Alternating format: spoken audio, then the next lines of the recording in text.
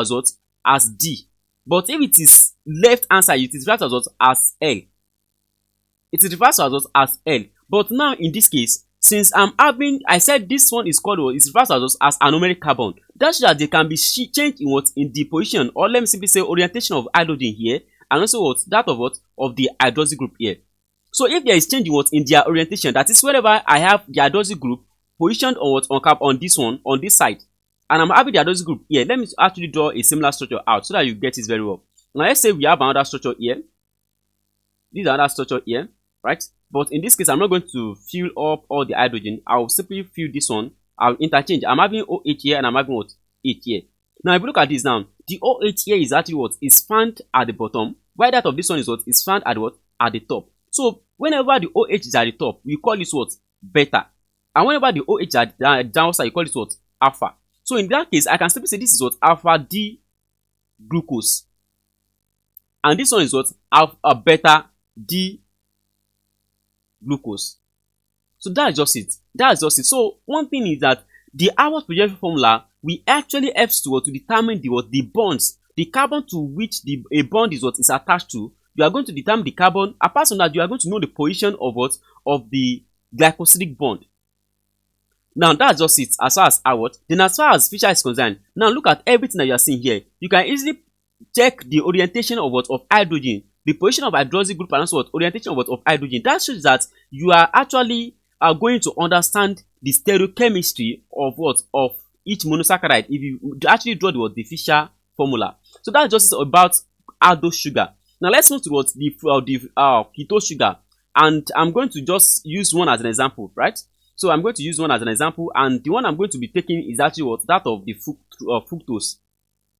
Fructose. So I'm going to basically talk about the fructose. Then let's see how it goes. Now, in the case of fructose, I said there are actually two structures, as in the case of Haworth projection formula.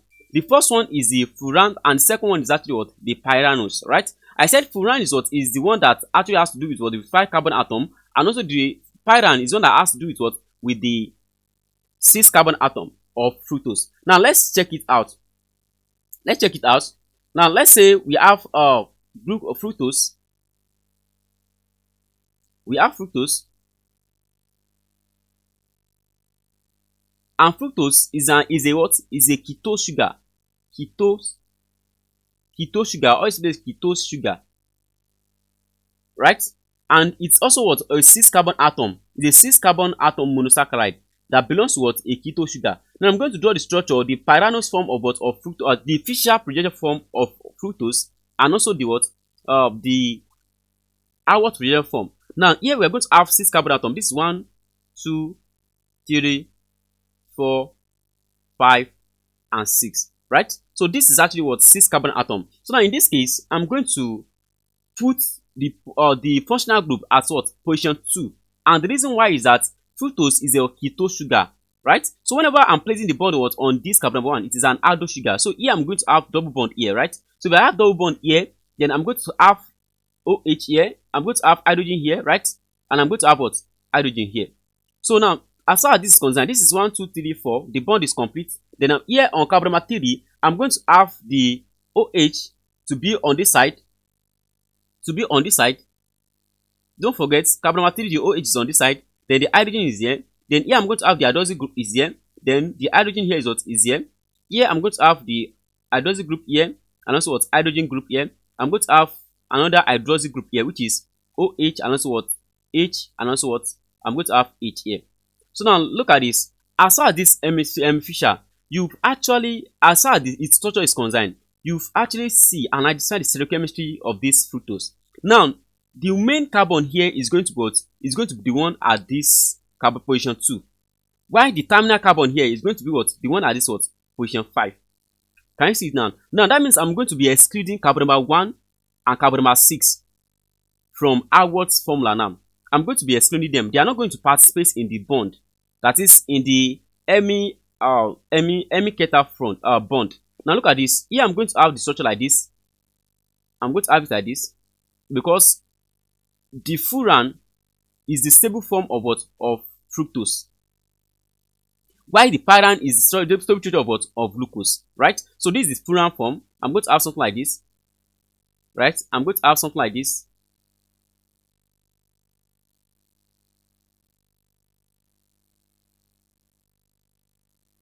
So here I'm going to have something like this, right?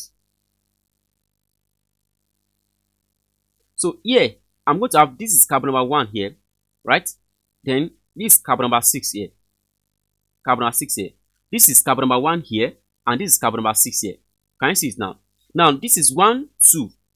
This carbon number 2 is one that actually participates in the bond that is connected to this oxygen. And the reason why is that the functional group of fructose is actually found in carbon number 2. So if the carbon number 2 actually reacts with carbon number 5 here, we are going to form Haworth's formula, right? And this structure is actually referred to as emicator, right? And this is as a result of of the most stable form of fructose, which is the furanose form. So we are going to have carbon here. Then here I'm going to fill this one with with OH, right? I'm going to have H is here, and I'm going to have H here, as far according to this carbon number 1 here. Then carbon number 2, I'm going to basically fill this one with with hydrogen here. Then I'm going to have OH here. I'm going to have OH here. Now listen carefully. I can't just put my OH here, and the reason why is that look at the orientation of this third carbon here. The third carbon should have its OH here at the top, because the hydrogen group is found on the left side. So that shows that I'm going to have it to be here.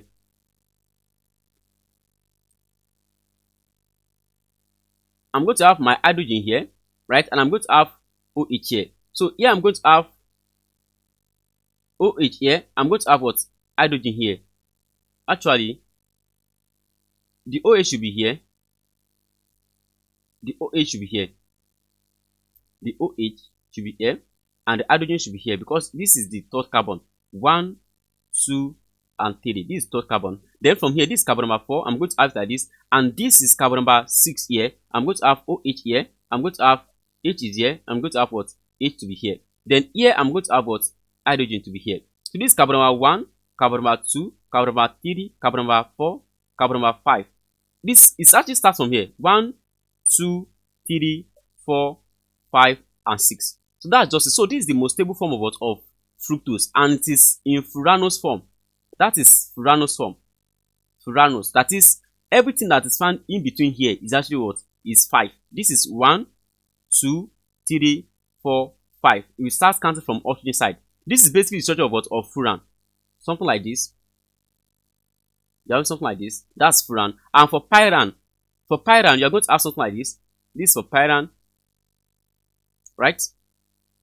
So if you count everything here, you're going to have this with 1, this is 2, this is 3, this is 4, this is this is 5, and this is this is 6. Now if you count it here, you're going to have this one to be this one to be 1, this is 2, this is 3, this is 4, and this is this is 5. So pyran is actually based on on 5 carbon atom, while furan is actually based on on 6 carbon atom. So that's just it about this video, and I'm going to bring out the point again. Whenever you are talking about Fischer projection formula, it helps to show the stereochemistry of monosaccharide, and also the Haworth projection formula helps to show the reaction, that is the possible reaction of monosaccharide. So that's just it about this video. So if you enjoyed this video, please don't forget to actually like, share, and subscribe to my YouTube channel. Thanks for watching.